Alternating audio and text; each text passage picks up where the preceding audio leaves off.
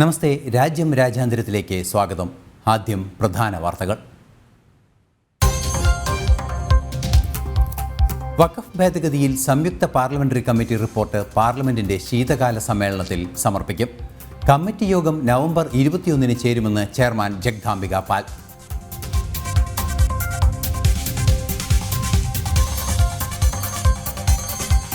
പ്രധാനമന്ത്രി നരേന്ദ്രമോദിക്ക് ഡൊമിനിക്കയുടെ പരമോന്നത ദേശീയ ബഹുമതി. കോവിഡ് കാലത്തെ സേവനങ്ങൾ ചൂണ്ടിക്കാട്ടിയാണ് പുരസ്കാരം.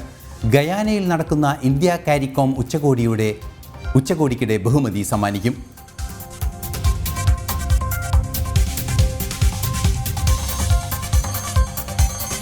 ഹരേകൃഷ്ണ പ്രസ്ഥാനമായ ഇസ്കോൺ ലക്ഷ്യമിട്ട് ബംഗ്ലാദേശ് ഭരണകൂടം. ഇസ്കോൺ ഭീകര സംഘടനയെന്ന് ബംഗ്ലാദേശ് പോലീസ്. പ്രചാരകന്മാർക്കെതിരെ രാജ്യദ്രോഹ കേസ്. ബംഗ്ലാദേശ് സർക്കാരിൻ്റെ നടപടിയിൽ വ്യാപക പ്രതിഷേധം.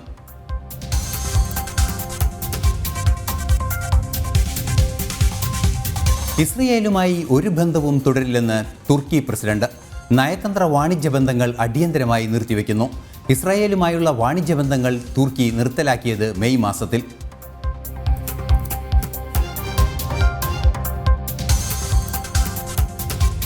അമേരിക്കയുടെ പുതിയ വിദേശകാര്യ സെക്രട്ടറിയായി മാർക്ക് റൂബിയോയെ നിയോഗിച്ച് ഡൊണാൾഡ് ട്രംപ്. വൈറ്റ് ഹൗസിൽ കൂടിക്കാഴ്ച നടത്തി ട്രംപും പ്രസിഡന്റ് ജോ ബൈഡനും.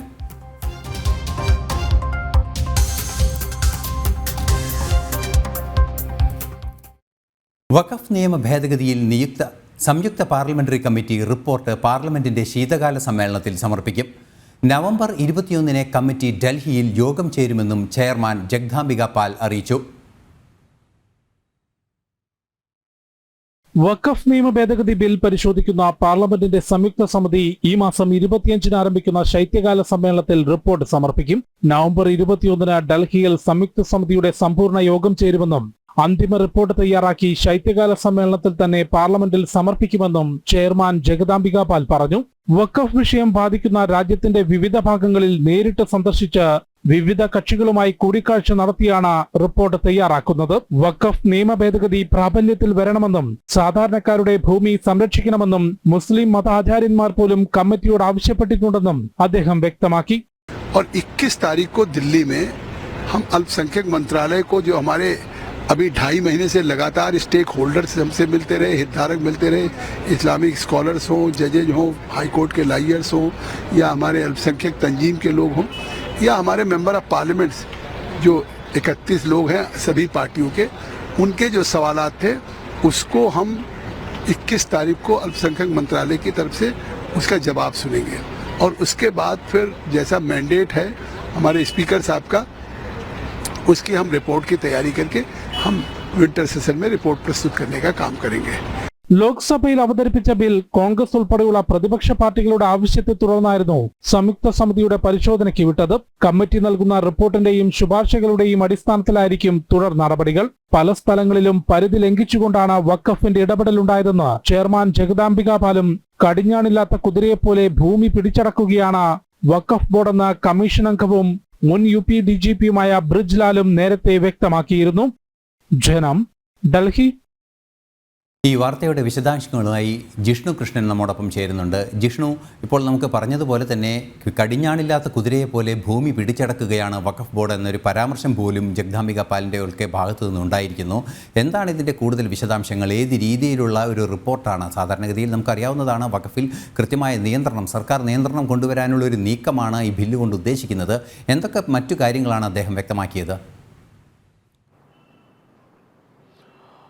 ഐസൺ, വഖഫ് ബോർഡിന് പരിധിയില്ലാത്ത അധികാരം നൽകുന്ന നിയമങ്ങളിൽ ഭേദഗതി വരുത്തും എന്നുള്ളത് കേന്ദ്ര സർക്കാരുമായി ബന്ധപ്പെട്ട പ്രധാനമന്ത്രി നരേന്ദ്രമോദിയും ആഭ്യന്തരമന്ത്രി അമിത്ഷായും ഉൾപ്പെടെയുള്ളവർ നേരത്തെ തന്നെ ചൂണ്ടിക്കാട്ടിയിരുന്നു. നിലവിൽ പാർലമെന്റിൽ ലോക്സഭയിൽ അവതരിപ്പിച്ചിട്ടുള്ള വഖഫ് നിയമ ഭേദഗതി ബിൽ ഉടൻ നടപ്പിലാക്കുമെന്നും വഖഫിന്റെ അധിനിവേശത്തിന് എന്നേക്കുമായി അവസാനം കുറിക്കും എന്നുള്ളതുമായിരുന്നു അവരുടെ വാക്കുകൾ. അത് വ്യക്തമാക്കുന്ന തരത്തിൽ, അല്ലെങ്കിൽ അത് ഉടൻ തന്നെ പ്രാവർത്തികമാകും എന്നുള്ളതാണ് ഇന്നിപ്പോൾ പാർലമെന്റിന്റെ സംയുക്ത സമിതിയുടെ ചെയർമാൻ ജഗദാംബിക പാലിന്റെ വാക്കുകളിൽ നിന്ന് നമുക്ക് മനസ്സിലാക്കാൻ സാധിക്കുന്നത്. വഖഫ് നിയമ ഭേദഗതി ബിൽ പരിശോധിക്കുന്ന സംയുക്ത പാർലമെന്ററി കമ്മിറ്റി കഴിഞ്ഞ ദിവസങ്ങളിൽ കർണാടകയിലും ഒഡീഷയിലും അസം ഉൾപ്പെടെയുള്ള വടക്കുകിഴക്കൻ മേഖലയിലും അത്തരത്തിൽ രാജ്യത്തിന്റെ വിവിധ ഭാഗങ്ങളിൽ ഈ വഖഫ് ബോർഡ് അധിനിവേശം നടക്കുന്ന അല്ലെങ്കിൽ ഭൂമികളിൽ അവകാശവാദം ഉന്നയിക്കുന്ന സ്ഥലങ്ങളിൽ നേരിട്ട് സന്ദർശനം നടത്തി തെളിവെടുപ്പ് നടത്തിയിരുന്നു. എല്ലാ തരത്തിലുമുള്ള കക്ഷികളിൽ നിന്നും കൂടിക്കാഴ്ചകൾ നടത്തി വിവരശേഖരണം നടത്തിയിരുന്നു. അതിനുശേഷം ഈ മാസം 21-ന് ഡൽഹിയിൽ സംയുക്ത പാർലമെന്ററി കമ്മിറ്റിയുടെ സമ്പൂർണ്ണ യോഗം, അതായത് നിയമവിദഗ്ധരും വിവിധ പാർട്ടികളിലെ പാർലമെന്റ് അംഗങ്ങളും ഉൾപ്പെടുന്ന ഈ വഖഫ് നിയമ ഭേദഗതി ബില്ലിനായി രൂപീകരിച്ചിട്ടുള്ള സംയുക്ത പാർലമെന്ററി കമ്മിറ്റി ഈ മാസം 21-ന് യോഗം ചേരും. അതിനുശേഷം അന്തിമ റിപ്പോർട്ട് തയ്യാറാക്കി അന്തിമ റിപ്പോർട്ടിന് രൂപം നൽകി പ്രധാനപ്പെട്ട ശുപാർശകൾ ഉൾപ്പെടുത്തിക്കൊണ്ട് ഈ മാസം 25-ന് ആരംഭിക്കാനിരിക്കുന്ന ശൈത്യകാല സമ്മേളനത്തിൽ തന്നെ റിപ്പോർട്ട് അവതരിപ്പിക്കും, റിപ്പോർട്ട് സമർപ്പിക്കും എന്നുള്ളതാണ് ഈ കമ്മിറ്റിയുടെ ചെയർമാൻ ജഗദാംബിക പാൽ ചൂണ്ടിക്കാട്ടിയിട്ടുള്ളത്. അതായത് അടുത്ത ആരംഭിക്കാനിരിക്കുന്ന പാർലമെന്റിന്റെ സെഷനിൽ തന്നെ ശൈത്യകാല സമ്മേളനത്തിൽ തന്നെ ഈ വഖഫ് നിയമ ഭേദഗതി ബിൽ പരിശോധിക്കുന്ന സംയുക്ത പാർലമെന്ററി കമ്മിറ്റി അവരുടെ റിപ്പോർട്ട് സമർപ്പിക്കും. ആ റിപ്പോർട്ടിന്റെയും ശുപാർശകളുടെയും അടിസ്ഥാനത്തിലായിരിക്കും വഖഫ് നിയമ ഭേദഗതി ബില്ലിന്മേലുള്ള തുടർ നടപടികൾ സർക്കാർ സ്വീകരിക്കുക. ഉടൻ തന്നെ അത് ബില്ല് പാസ്സാക്കിക്കൊണ്ട് രാജ്യത്ത് വഖഫ് നിയമ ഭേദഗതി നടപ്പാക്കാനുള്ള തയ്യാറെടുപ്പിലാണ് കേന്ദ്ര സർക്കാർ എന്നുള്ളതാണ് കേന്ദ്ര സർക്കാരുമായി ബന്ധപ്പെട്ട കേന്ദ്രങ്ങളിൽ നിന്നും ഒപ്പം പ്രധാനമന്ത്രിയും ആഭ്യന്തരമന്ത്രിയും ഉൾപ്പെടെയുള്ള നേതാക്കളുടെ വാക്കുകളിൽ നിന്നും നമുക്ക് മനസ്സിലാക്കാൻ സാധിക്കുന്നത്. ഒപ്പം ഐസൻ ചോദിച്ചതുപോലെ ഈ റിപ്പോർട്ടിന്റെ സ്വഭാവം എന്തായിരിക്കും എന്ന് നമ്മൾ ഊഹിക്കുമ്പോൾ വളരെ കൃത്യമായി കഴിഞ്ഞ ദിവസങ്ങളിൽ ഈ കമ്മിറ്റിയുടെ ചെയർമാനായിട്ടുള്ള ജഗദാംബിക പാലിൻ്റെതാണെങ്കിലും കമ്മിറ്റി അംഗവും മുൻ UPDGP ആയിട്ടുള്ള ബ്രിജ്പാൽ ഉൾപ്പെടെയുള്ള പ്രതികരണങ്ങൾ പരിശോധിക്കുമ്പോൾ വഖഫ് ബോർഡിന്റെ ഭാഗത്തു നിന്നുണ്ടാകുന്നത് ശരിയായ നടപടികളല്ല എന്നൊരു നിഗമനത്തിലേക്ക് ഈ സംയുക്ത കമ്മിറ്റിയും എത്തിയിട്ടുണ്ടെന്നാണ് മനസ്സിലാക്കേണ്ടത്. കാരണം പല സ്ഥലങ്ങളിലും വഖഫ് ബോർഡിന്റെ ഇടപെടൽ പരിധി വിട്ടുകൊണ്ടാണ് എന്ന പ്രതികരണം കഴിഞ്ഞ ദിവസം ചെയർമാൻ ജഗദാംബിക പാൽ നടത്തിയിരുന്നു. അതിനും ഒരു പടി കടന്നുകൊണ്ട് ബ്രിജ്പാൽ വ്യക്തമാക്കിയത് വിവിധയിടങ്ങളിൽ രാജ്യത്തിന്റെ വിവിധയിടങ്ങളിൽ കടിഞ്ഞാണില്ലാത്ത കുതിരയെ പോലെ വഖഫ് ബോർഡ് ഭൂമി പിടിച്ചടക്കുകയാണ്. വഖഫ് ബോർഡിനെ നിയമത്തിന്റെ പരിധിക്കുള്ളിൽ കൊണ്ടുവരേണ്ടത് അത്യാവശ്യമാണ് എന്ന പ്രതികരണം ബ്രിജ്പാൽ നടത്തിയിരുന്നു. അതുകൊണ്ട് എന്തു സ്വഭാവത്തിലുള്ള റിപ്പോർട്ടായിരിക്കും ഈ സംയുക്ത സമിതി നടത്തുക എന്നുള്ളത് നമുക്ക് നിലവിൽ ആ റിപ്പോർട്ട് തയ്യാറായിട്ടില്ല എങ്കിൽ പോലും ഏറ്റവും ഒടുവിൽ ഈ മാസം 21-ന് നടക്കുന്ന സമ്പൂർണ്ണ യോഗത്തിന് ശേഷമായിരിക്കും അന്തിമ റിപ്പോർട്ട് തയ്യാറാവുക ആണ് എങ്കിൽ പോലും വഖഫ് ബോർഡിന്റെ പ്രവർത്തനങ്ങൾ സംബന്ധിച്ച് നിലവിൽ സാധാരണക്കാരായ കർഷകരും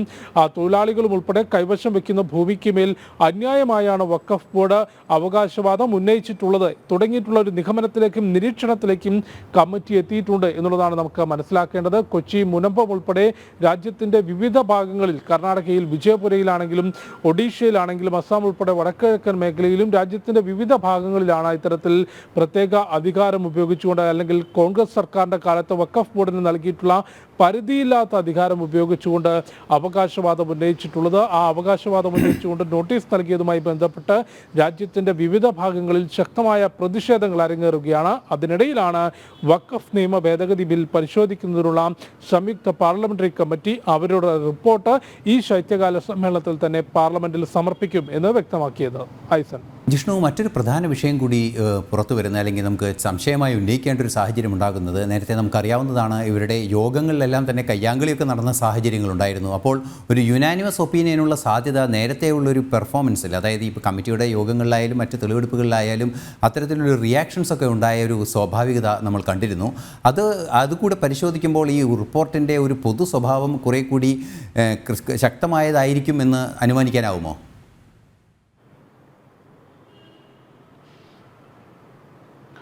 അച്ഛൻ സൂചിപ്പിച്ചതുപോലെ നേരത്തെ വലിയ രീതിയിലുള്ള അഭിപ്രായ വ്യത്യാസം ഈ കമ്മിറ്റിക്കുള്ളിൽ ഉണ്ടായിരുന്നു. അതൊരു കയ്യാങ്കളിയിലേക്ക് എത്തുന്ന തലം വരെയും പോയിരുന്നു. പക്ഷേ കഴിഞ്ഞ ദിവസങ്ങളിൽ വളരെ കൃത്യമായി രാജ്യത്തിൻ്റെ വിവിധ ഭാഗങ്ങളിൽ ഈ സംയുക്ത പാർലമെന്ററി കമ്മിറ്റി അവരുടെ സന്ദർശനങ്ങൾ നടത്തിയിട്ടുണ്ട്. അത്തരത്തിൽ നേരിട്ട് സന്ദർശനം നടത്തി ശേഖരിച്ചിട്ടുള്ള വിവരങ്ങളുടെ അടിസ്ഥാനത്തിലായിരിക്കും ഈ ഒരു റിപ്പോർട്ട് തയ്യാറാക്കുക. അത് വളരെ കൃത്യമായി കമ്മിറ്റിയുടെ ചെയർമാൻ ജഗദാംബിക പാൽ ചൂണ്ടിക്കാട്ടിയിട്ടുണ്ട്. മേശയ്ക്ക് ചുറ്റുമിരുന്ന് പരസ്പരം ചർച്ച ചെയ്ത് ചെയ്തുകൊണ്ട് ഈ കമ്മിറ്റിയിൽ ഉള്ള അംഗങ്ങൾ പരസ്പരം ചർച്ച ചെയ്തുകൊണ്ടായിരിക്കില്ല ഈ റിപ്പോർട്ട് തയ്യാറാക്കുന്നത്. രാജ്യത്തിൻ്റെ വിവിധ ഭാഗങ്ങളിൽ വഖഫ് വിഷയവുമായി ബന്ധപ്പെട്ട നിലവിൽ പ്രശ്നം നടക്കുന്ന സ്ഥലങ്ങളിൽ നേരിട്ട് സന്ദർശിച്ചിട്ടുണ്ട്. അവിടുന്ന് നേരിട്ട് മനസ്സിലാക്കിയ കാര്യങ്ങളുണ്ട്. ഒപ്പം ഇതിൻ്റെ എല്ലാ കക്ഷികളുമായി, ഏത് വശത്ത് നിൽക്കുന്ന കക്ഷികളുമായും ഈ കമ്മിറ്റി ചർച്ച നടത്തിയിട്ടുണ്ട്. അവരിൽ നിന്ന് ലഭിച്ചിട്ടുള്ള വിവരങ്ങൾ, നേരിട്ട് ബോധ്യപ്പെട്ടുള്ള വിവരങ്ങൾ, അതിൻ്റെ അടിസ്ഥാനത്തിലായിരിക്കും റിപ്പോർട്ട് തയ്യാറാക്കുക എന്നുള്ളതാണ് കമ്മിറ്റിയുടെ ചെയർമാൻ വ്യക്തമാക്കിയത്. തീർച്ചയായും വിവിധ രാഷ്ട്രീയ പാർട്ടികളിൽ നിന്നുള്ള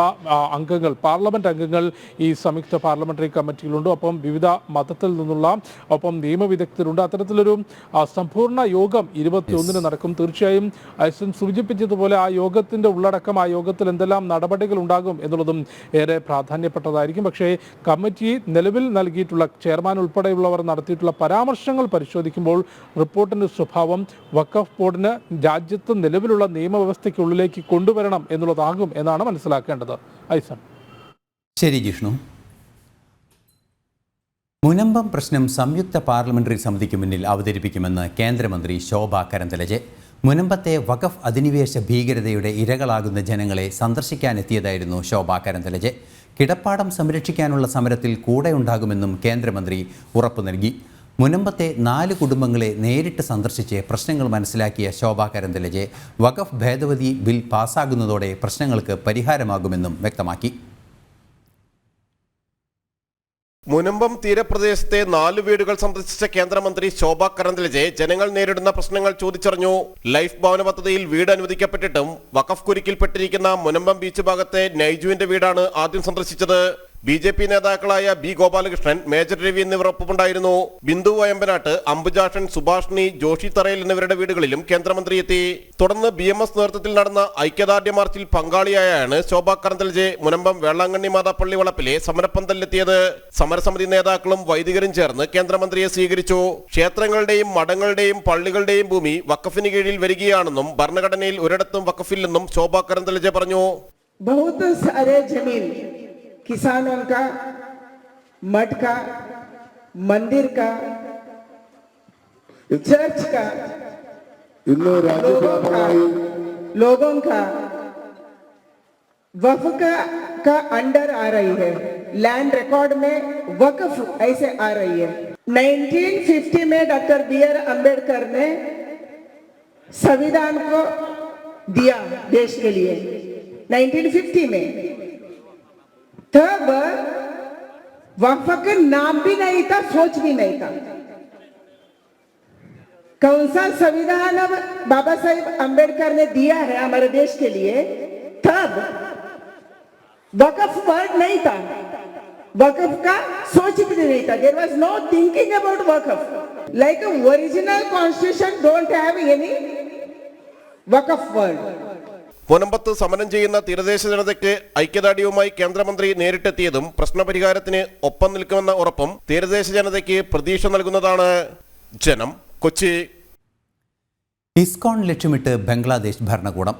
ഇസ്കോൺ ഭീകര സംഘടനയെന്ന് ബംഗ്ലാദേശ് പോലീസ്. ഇസ്കോൺ പ്രചാരകന്മാർക്കെതിരെ രാജ്യദ്രോഹ കേസെടുത്തു. ബംഗ്ലാദേശ് സർക്കാരിൻ്റെ നടപടിയിൽ വ്യാപകമായ പ്രതിഷേധമാണ് ഉയരുന്നത്. ബംഗ്ലാദേശിൽ ഹൈന്ദവ സമൂഹത്തിനിടയിൽ നിർണായക സ്വാധീനമുള്ള പ്രസ്ഥാനമാണ് ഇസ്കോൺ. മാനവ സേവാ രംഗത്ത് ഇസ്കോൺ വഹിക്കുന്ന പങ്ക് മുസ്ലിം സംഘടനകൾ പോലും പ്രശംസിച്ചിട്ടുണ്ട്. ഇതാണ് ജിഹാദികളെ പ്രകോപിപ്പിക്കുന്നത്. ബംഗ്ലാദേശിൽ ഇസ്കോൺ ക്ഷേത്രങ്ങൾ അടച്ചുപൂട്ടണമെന്നാവശ്യപ്പെട്ട് ജമാഅത്തെ ഇസ്ലാമി അടുത്തിടെ ഭീഷണി മുഴക്കിയിരുന്നു. ഇതിന് പിന്നാലെയാണ് ഇസ്കോൺ ഭീകര സംഘടനയാണെന്ന് ബംഗ്ലാദേശ് പോലീസ് പ്രസ്താവന ഇറക്കിയത്. അടുത്തിടെ നടന്ന കലാപത്തിൽ ഇസ്കോണിന്റെ പ്രചാരകർ ഗൂഢാലോചന നടത്തിയതായും പോലീസ് ആരോപിക്കുന്നു. ഇസ്ലാമിക ഭീകര സംഘടനകളെ തൃപ്തിപ്പെടുത്താനുള്ള മുഹമ്മദ് യൂനിസ് ഭരണകൂടത്തിന്റെ മറ്റൊരു ശ്രമമാണ് ഇസ്കോണിനെതിരായ നീക്കങ്ങൾ. അടുത്തിടെ നടന്ന ആഭ്യന്തര കലാപത്തിൽ ഇസ്കോൺ ക്ഷേത്രങ്ങൾ ബംഗ്ലാദേശിൽ വ്യാപകമായി തകർക്കപ്പെട്ടു. ജനം, ഡൽഹി. മണിപ്പൂരിലേക്ക് കൂടുതൽ കേന്ദ്രസേന എത്തുന്നു. അടുത്തിടെ നടന്ന അക്രമ സംഭവങ്ങളുടെ പശ്ചാത്തലത്തിലാണ് ഈ നീക്കം. വിഘടനവാദികൾ തട്ടിക്കൊണ്ടുപോയ സ്ത്രീകളെയും കുട്ടികളെയും പറ്റി ഒരു വിവരവും ഇതുവരെ ലഭ്യമായിട്ടുമില്ല. ദുരിതാശ്വാസ ക്യാമ്പിൽ കഴിയുകയായിരുന്ന മേധി വിഭാഗത്തിൽപ്പെടുന്ന 3 സ്ത്രീകളെയും 3 കുട്ടികളെയുമാണ് കാണാതായത്. ഇവരെ കുക്കി വിഘടനവാദ സംഘടനകൾ തട്ടിക്കൊണ്ടുപോയതായാണ് സൂചന. ക്യാമ്പിലുണ്ടായിരുന്ന 2 മുതിർന്ന പൗരന്മാരെ കൊലപ്പെടുത്തുകയും ചെയ്തു. സംഘർഷം വ്യാപിക്കാതിരിക്കാനാണ് കൂടുതൽ കേന്ദ്രസേനയെ വിന്യസിക്കുന്നത്. 20 കമ്പനി അർദ്ധസൈനിക വിഭാഗത്തെ മണിപ്പൂരിലേക്ക് അടിയന്തരമായി അയച്ചു. 15 കമ്പനി CRPF അസോമിൽ നിന്നും 5 കമ്പനി BSF ത്രിപുരയിൽ നിന്നും മണിപ്പൂരിലെത്തി. നിലവിൽ മണിപ്പൂരിലുള്ള സൈന്യത്തെ കൂടാതെയാണ് 20 കമ്പനി അർദ്ധസൈനിക വിഭാഗത്തെ അധികമായി വിന്യസിച്ചത്. സംഘർഷം വ്യാപിക്കാതിരിക്കാൻ എല്ലാവിധ സഹായവും കേന്ദ്ര സർക്കാർ മണിപ്പൂർ സർക്കാരിന് ഉറപ്പു നൽകി. ജനം, ഡൽഹി. പ്രധാനമന്ത്രി നരേന്ദ്രമോദിക്ക് ഡൊമിനിക്കയുടെ പരമോന്നത ദേശീയ ബഹുമതി. കോവിഡ് കാലത്തെ സേവനങ്ങൾ ചൂണ്ടിക്കാട്ടിയാണ് പുരസ്കാരം. ഗയാനയിൽ നടക്കുന്ന ഇന്ത്യ കാരിക്കോം ഉച്ചകോടിക്കിടെ ബഹുമതി സമ്മാനിക്കും. കൊറോണ മഹാമാരിയുടെ കാലത്ത് ഭാരതം വാക്സിൻ ഉൾപ്പെടെയുള്ള സഹായം ഡൊമിനിക്കയ്ക്ക് നൽകിയിരുന്നു. ഈ സേവനം ചൂണ്ടിക്കാട്ടിയാണ് പ്രധാനമന്ത്രി നരേന്ദ്രമോദിക്ക് റിപ്പബ്ലിക് ഓഫ് ഡൊമിനിക്ക പരമോന്നത ബഹുമതി നൽകിയത്. ഭാരതവും ഡൊമിനിക്കയും തമ്മിലുള്ള ബന്ധം മോദിയുടെ കാലത്ത് കൂടുതൽ ദൃഢമായതായി ഡൊമിനിക്ക പ്രസ്താവനയിൽ അറിയിച്ചു. വരുന്ന 19-ാം തീയതി മുതൽ 21 വരെ ഗയാനയിലെ ജോർജ് ടൗണിൽ നടക്കുന്ന ഇന്ത്യ കാരിക്കോം ഉച്ചകോടിയിൽ പുരസ്കാരം വിതരണം ചെയ്യും. ഡൊമിനിക്കയുടെ പ്രസിഡന്റ് സിൽവാനി ബ്രട്ടൺ അവാർഡ് സമ്മാനിക്കും. സൗദി അറേബ്യ ഉൾപ്പെടെയുള്ള മുസ്ലിം രാജ്യങ്ങൾ തങ്ങളുടെ പരമോന്നത ബഹുമതി നൽകി ഭാരതത്തിന്റെ പ്രധാനമന്ത്രിയെ നേരത്തെ ആദരിച്ചിട്ടുണ്ട്. പ്രധാനമന്ത്രി നരേന്ദ്രമോദിക്ക് ആഗോളതലത്തിൽ ലഭിക്കുന്ന സ്വീകാര്യതയാണ് ഇത് വ്യക്തമാക്കുന്നത്. ജനം, ഡൽഹി. ഇസ്രയേലുമായി ഒരു ബന്ധവും തുടരില്ലെന്ന് തുർക്കി പ്രസിഡന്റ് തയ്യിബ് എർഡോഗൻ. നയതന്ത്ര വാണിജ്യ ബന്ധങ്ങൾ അടിയന്തരമായി നിർത്തിവെക്കുകയാണെന്നും തുർക്കി പ്രസിഡന്റ് പറഞ്ഞു. ഇക്കഴിഞ്ഞ മെയ് മാസത്തിൽ ഇസ്രയേലുമായുള്ള വാണിജ്യ ബന്ധങ്ങൾ തുർക്കി നിർത്തലാക്കിയിരുന്നു. അന്താരാഷ്ട്ര നീതിന്യായ കോടതിയിൽ ഹമാസ് യുദ്ധത്തിനെതിരെ നീങ്ങിയത് മുതൽ ഇസ്രായേലിനെതിരെ കടുത്ത നിലപാടിലാണ് ടർക്കി.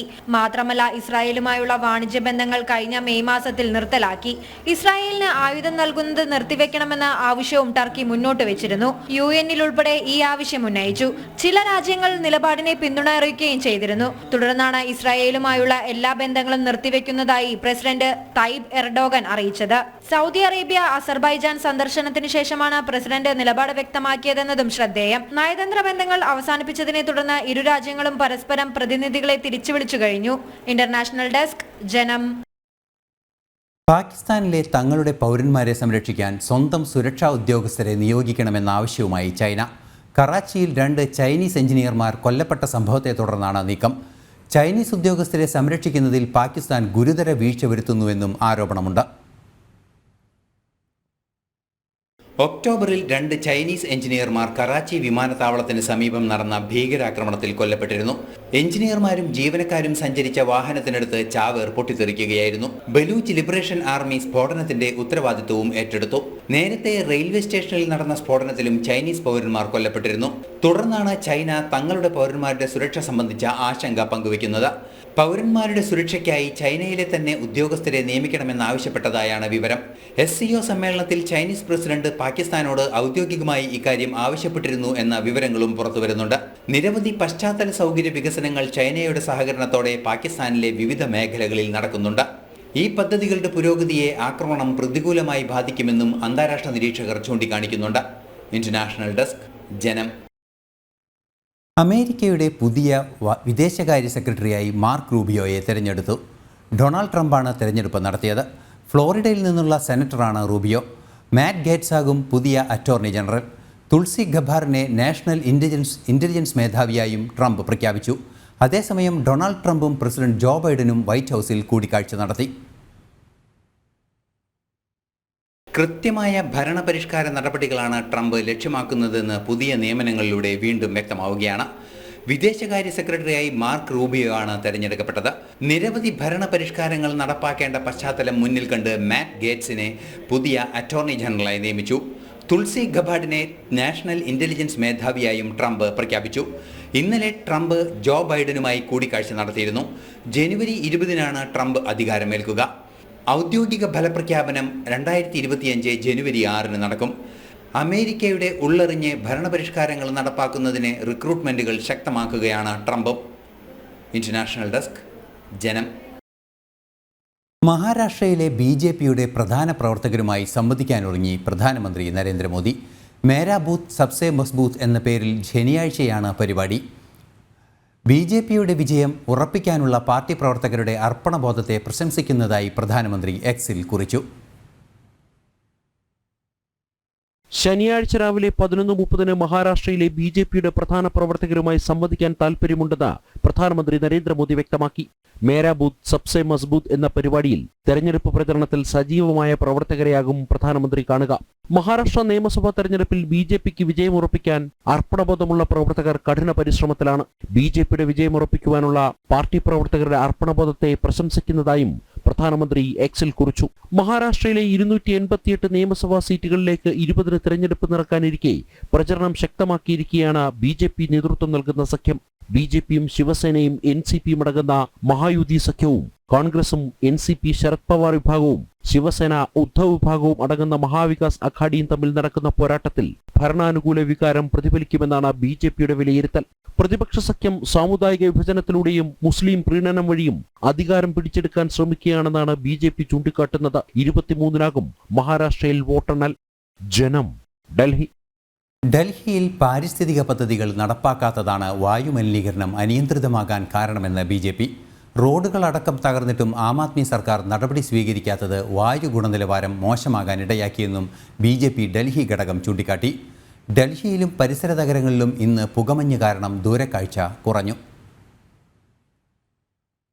വായു ഗുണനിലവാര സൂചികയിൽ 475 കടന്ന് അതീവ ഗുരുതരാവസ്ഥയിലാണ് രാജ്യ തലസ്ഥാനം. വായു മലിനീകരണത്തിന്റെ കാരണങ്ങൾ പലതെങ്കിലും ഡൽഹി ഭരിക്കുന്ന ആം ആദ്മി പാർട്ടി സർക്കാരിന്റെ കെടുകാര്യസ്ഥതകൾ മലിനീകരണ തോത് വർദ്ധിപ്പിച്ചു.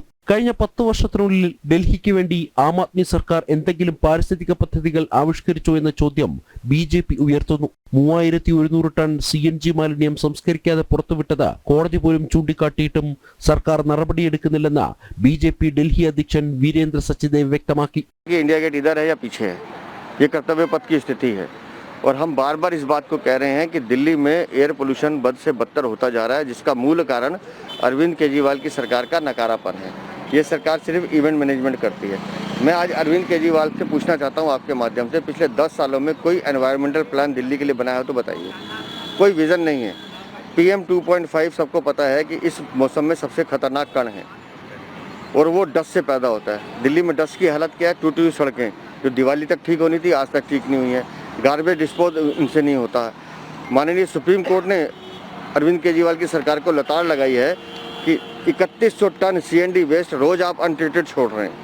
आप सोचिए अगर डेली 3100 टन छोड़ रहे हैं और ऐसे बढ़ता जाएगा तो वो नेचुरली बात है, वो पोल्यूशन पैदा करेगा, लेकिन उसको ट्रीट करने का कोई साधन इनके पास नहीं है.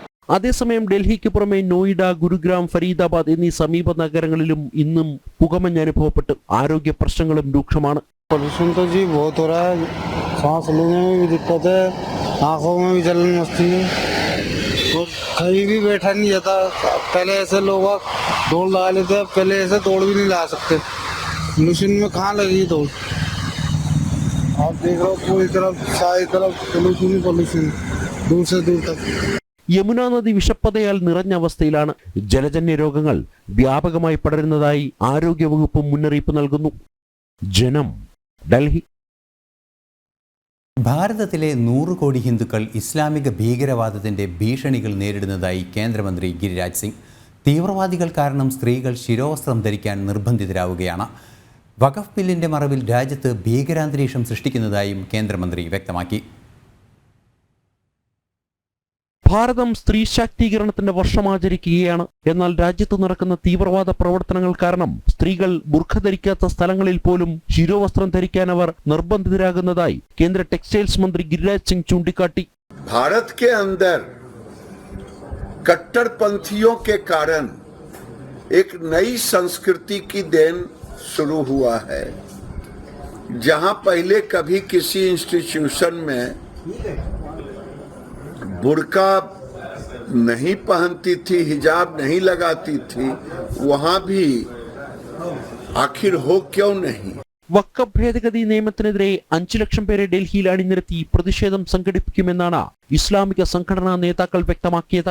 ആവശ്യമെങ്കിൽ 15 മിനിറ്റിനുള്ളിൽ എല്ലാവരെയും പാഠം പഠിപ്പിക്കുമെന്ന് AIM നേതാവും MP-യുമായ അസദുദ്ദീൻ ഒവൈസിയുടെ പ്രസ്താവനയടക്കം രാജ്യത്ത് ഭീകരാന്തരീക്ഷം സൃഷ്ടിച്ചതായി പറഞ്ഞ കേന്ദ്രമന്ത്രി ഭാരതത്തിലെ 100 കോടി ഹിന്ദുക്കൾ ഇസ്ലാമിക ഭീകരവാദത്തിന്റെ ഭീഷണികൾ നേരിടുന്നതായും കൂട്ടിച്ചേർത്തു. कोई धर्मगुरु मदनी जैसा कहे कि मैं 5 लाख लोग को लेकर के वक्फ बोर्ड के खिलाफ पहुंच जाऊंगा, जमा करूंगा सड़क पे, यानी कानून से मतलब नहीं। तौकी रजा कहे मैं दिल्ली को घेर लूंगा, ओवैसी कहे 15 मिनट में बता दूंगा, आबिद कहे कि ये पाकिस्तान होता लखनऊ तक। ये बोट के सौदागरों ने देश में आतंक जैसा माहौल पैदा कर दिया है. ലോകത്തെ ഇസ്ലാമിക രാജ്യങ്ങളിലെല്ലാം അപരിഷ്കൃത നിയമങ്ങൾക്കെതിരെ പ്രതിഷേധങ്ങൾ നടക്കുകയാണ്. വഖഫ് നിയമ ഭേദഗതിക്കെതിരെ സമരം നടത്തുന്നവർക്ക് ഭാരതത്തിലെ നിയമം ബാധകമല്ലേ എന്നും കേന്ദ്രമന്ത്രി ഗിരിരാജ് സിംഗ് ചോദിച്ചു. ജനം, ഡൽഹി. രാജ്യാന്തരം സമാപിക്കുന്നു. ഇനി നാളെ കാണാം. നമസ്തേ.